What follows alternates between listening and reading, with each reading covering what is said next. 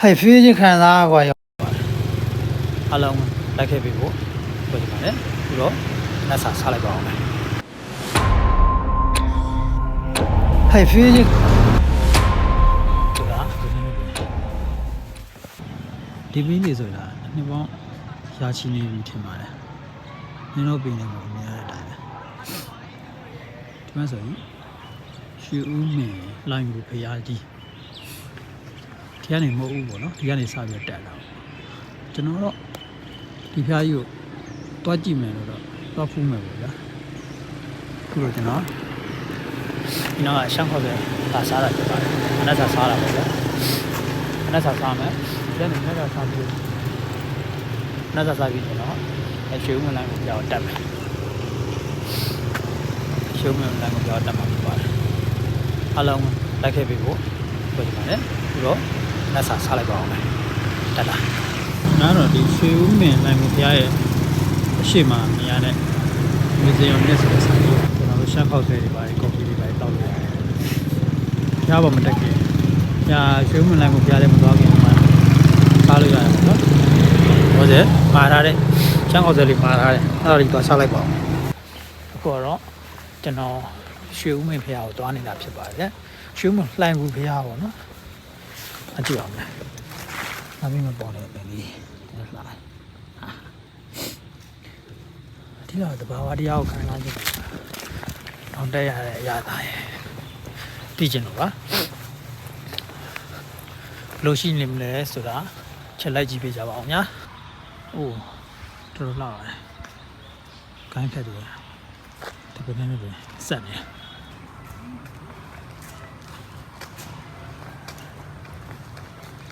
โอ้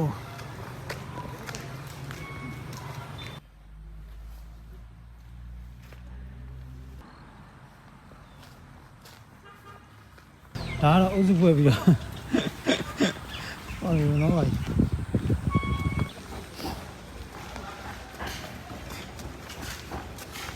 ကျွန်တော်ရှုံးမှုနိုင်ကိုပြောင်းသွားတဲ့လမ်းမှာမြင်ရတဲ့ဖျားတွေပါစီဒီပေါင်းတော့များပဲဗျစီဒီတော့များတွေ့ရတယ်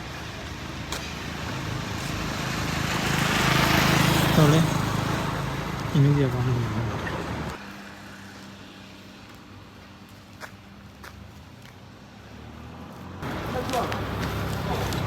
ဟာရှူးမင်းလမ်းကိုဖျားကိုတက်တယ်မဟုတ်ဘူးရောက်ပါပြီပေါ့ဘယ်လိုတော့ပြီးဖျားတက်လာအောင်ဗျာ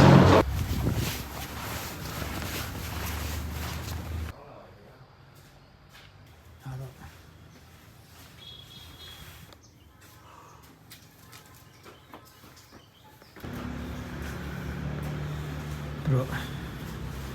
ရှုံးနေတိုင်းကိုရောက်တက်တယ်တလီကာပေါ့အော်ဟဲ့ဖေးချင်းခံစားကွာရောက်နေဟိုအော်ဝကြီးလမ်းရမ်းလမ်းဒါတော့ပင်းရမျောနေတော့အပေါ်ကြီးကနေညမ်းနေနေတော့မိုက်ပါတယ်ဒီကတော့အဲ့ဒါပါပဲတောင်တက်တယ်ပါညာဆိုတာခန္ဓာကိုယ်တက်လည်းကောင်းတယ်ပြီးလို့ရှိရင်အမြင့်တနေရာနေတော့ကိုစတက်ခဲ့တဲ့နေရာကိုလမ်းကြည့်လိုက်လို့ရှိရင်တွေ့ရတဲ့ခံစားချက်ပါလေရန်ကောင်းပါလေပြီးတော့ကိုသွားနေတဲ့ပန်းနိုင်တစ်ခုကရောက်တော့မယ်ဆိုတာကိုအဲ့ပန်းနိုင်ကိုရောက်အောင်သွားနိုင်ခဲ့ပြီဆိုတဲ့ခံစားချက်အားရ feeling so good ပါ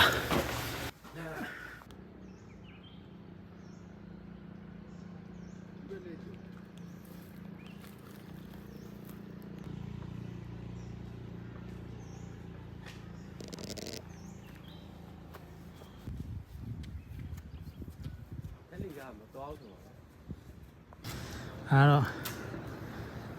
ခြာစုံနဲ့ပုတ်တလို့ရေးကန်ပဲဖြစ်ပါတယ်သူတနုမင်းသားလေးနဲ့တွေးမိတော့ဆိုရင်အားလုံးသိပါတယ်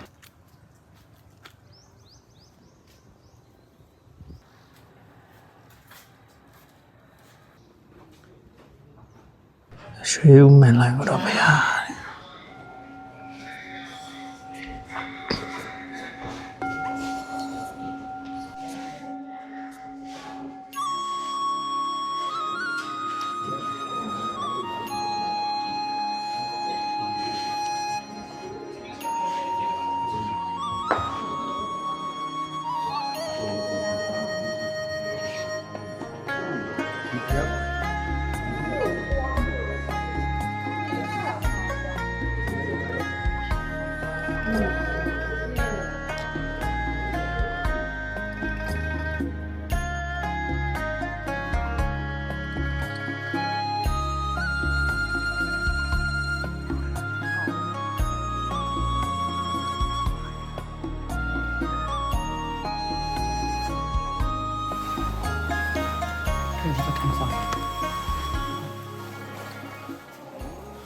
ဒီမှာနေရတာမသိဘူး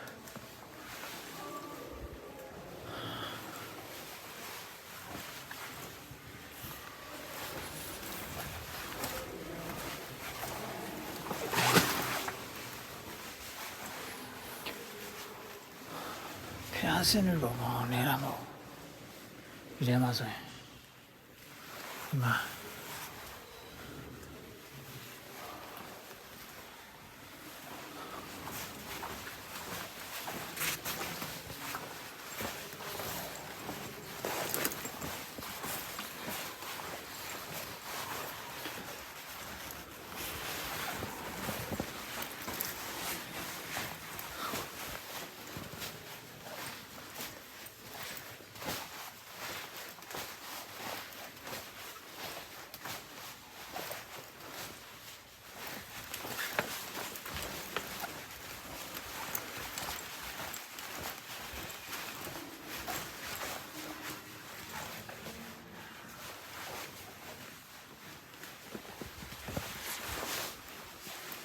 ထားတော့တွေ့မှာပါတကယ်ကိုဂွီးတစ်ခုတည်းမှာမြင်ရတဲ့ဒီလောက်ဖျားတွေအများကြီးရှိနေမယ်ဆိုတော့ဘယ်သူမှမထင်အောင်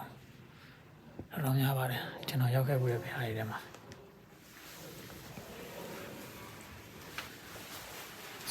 ဖျားဆိုလို့နော်ဈေးကြီးတွေမဟုတ်ဘူးဒီမှာအကောင်လုံး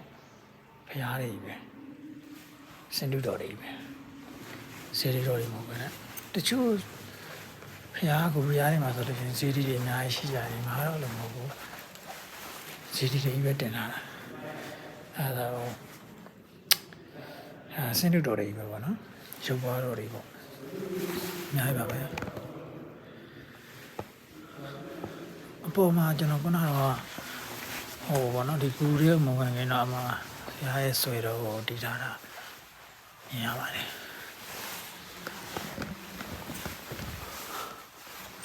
မောင်လေးတော့သိတော့မြင်ရမှာမဟုတ်ပါဘူးကိုတော့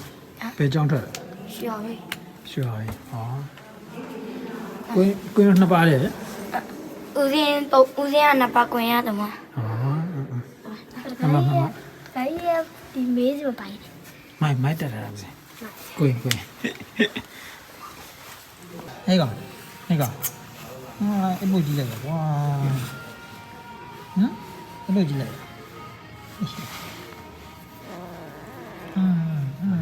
တန်တော့ထွက်တယ်ဒါကျွန်တော်ခုနပြောတဲ့လက်ဆွဲတော့ချူကားနဲ့လာပြီးတော့ဘော်ဒီမတက်နိုင်တဲ့လူတွေတွေ့လိုက်ပါဓာတ်လီပါစီစဉ်မိတာပေါ့နော်ရနေရဓာတ်လီကလည်းစင်တက်နိုင်တယ်ဟောပေါ့ကားနဲ့လာတဲ့လူတွေဆိုရင်ဒီနာဒီအထီကိုကားနဲ့တက်လို့ရတယ်ပေါ့နော်ကားနဲ့တက်ပြီးလို့ရှိရင်ဟိုမမရှောင်းနိုင်တဲ့လူတွေတက်ပါဒီဘက်မှာဓာတ်လီကရှိတယ်ဓာတ်လီကနဲ့တက်လို့ရတယ်တော့ဘယ်နေရာမျိုးအပေါ်ကနေမြင်ရနေမှာဓာတ်လီကပေါ်ကနေတော့လေကောင်းကောင်းလမ်းပြီးကြည့်လို့ရတယ်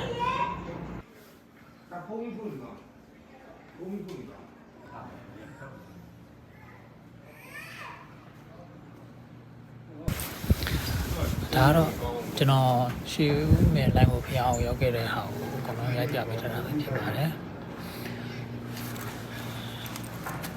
အထဲမှာတော့ဘုရားထဲမှာတော့နည်းနည်းအလင်းအောင်အားနေတော့ဗောနော်နိုင်ငူတွင်းဆိုတော့နိုင်ငူတဲဆိုတော့အလင်းအောင်အားနေတော့တချို့နေရာတွေတော့တခြားကောင်းကောင်းမြင်ကျင်မှမြင်ရလိမ့်မယ်ဒီအဝေးကနေမြင်ရတဲ့ဟာတွေကတော့အရင်ကလှပါတယ်ဒီပေါ့တုံးတာရော hiking ကိုလုပ်ချင်တဲ့သူတွေဒီဖျားလေးပူချင်တယ်တောင်ပေါ်တက်ရတာလဲတောင်တက်ရတာလဲဝါသနာပါတဲ့လူတွေပဲဆိုရင်တော့အဆင်ပြေတယ်ရိုင်းတက်စရာလည်းမလိုဘူးဗျာသူမှလုပ်ပေးတာလေကလေးတွေကလည်းတက်တောင်တက်တာနဲ့တက်လို့ရတယ်ရိုင်းလည်းမမြင်ဘူးရိုင်းလည်းမမြင်ဘူးတက်လို့လည်းကောင်းတယ်ကျွန်တော်တို့ပထမဒီတက်လာတဲ့နေရာနေတော့တက်မယ်ဆိုလို့ရှိရင်ဓာတ်လီကအချိန်ရင်းကိုရောက်တက်မယ်ဆိုလို့ရှိရင်လည်း height တယ်ဗျမဆောက်တယ်ဒါပေမဲ့အဲ့လိုမျိုးဝင်နေဟိုကားလမ်းလေးရရညာဘက်ကိုခွဲထွက်သွားတဲ့လမ်းနေတော့အဲ့ဘက်ကိုဒါဘယ်လိုပြောမလဲဆိုရင်မြောက်ဘက်ပဲအဲ့ဘက်ကနေတော့ပြန်တက်လို့ရှိရင်တော့အဲ့ဘက်လေကရစ်တွေအရန်ပြည့်ပြတယ်ပို့အဆင်ပြေတယ်ပေါ့နော်โอเคပါစီပါဗျာနောက်ဗီဒီယိုတွေမှာပြန်တွေ့ကြပါသေးတယ်ကျွန်တော်ရဲ့ channel လေးကိုလည်း like and subscribe လေးလုပ်ပေးဖို့တောင်းဆိုပါတယ်ကျွန်တော် YouTube မှာရော TikTok မှာရောဗီဒီယိုလေးတွေတင်ပေးမှာဖြစ်ပါတယ်မတည်ဘူးကွာမလို့ဟာနဲ့နဲ့တော့အဲ့တော့ဟိုမှာမြင်ရတဲ့ရေကန်တော့ဒါပုတ်တလို့ရေကန်လို့ပြောပါတာကျွန်တော်တို့ခဏလေးဗီဒီယိုထဲမှာလည်းပါပြီပေါ့နော်ဒါကတော့ပုတ်တလို့ရေကန်ကိုကျွန်တော်တို့ဒီတောင်ပေါ်ကနေမြင်ရတဲ့နေရာပါဒီရွှေဦးမင်းလည်းကိုဖျားရဲ့ဒီကနေရာနေတော့ဗောဒလီကဟိုကနေမြင်ရတဲ့နေရာပါလာပါတယ်အပြန်ကြရင်တော့ကျွန်တော်ဒီဖျားလေးတဲ့ခဏဝင်ပြီးဖူးကျင်တာပေါ့ဗျာဖျားလေးစီရီဖြူဖြူလေးတွေနဲ့အရန်တက်ပစ်ကြီးလို့နေတာပေါ့အားရရတော့ကြောက်ဖူးမယ်လို့စဉ်းစားတာရမိုက်ပါတယ်ကဲကျွန်တော်ဗီဒီယိုလေးကိုစောင့်မျှော်ကြည့်ပေးကြဖို့တောင်းဆိုပါတယ်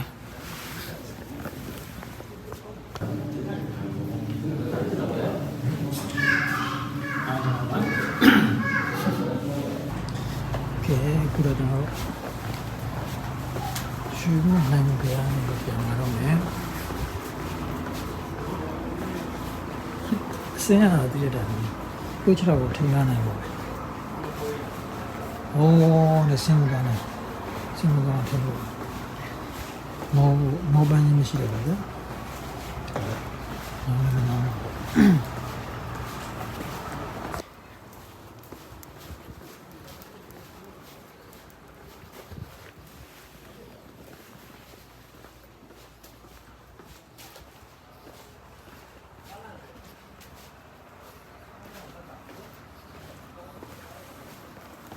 ာ်စကားလားဒါ